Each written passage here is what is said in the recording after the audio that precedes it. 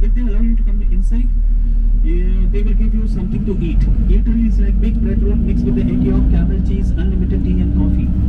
After having that in your tummy, you can go and visit the mosque from inside.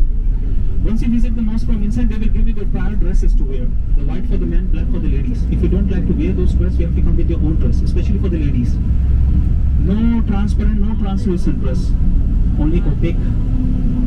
Second, full sleeves for the ladies. Cover your hair by a scarf. Hair is symbol of beauty in Islam. Okay? Gents, no shorts. Full pant. Shirt, t-shirt, okay to visit inside.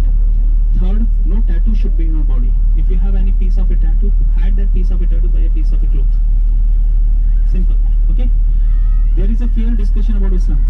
If you have any harsh questions about Islam, such as polygamy, more than one marriage, this kind of questions you can ask those people. They will give you the best answers from the Holy Book.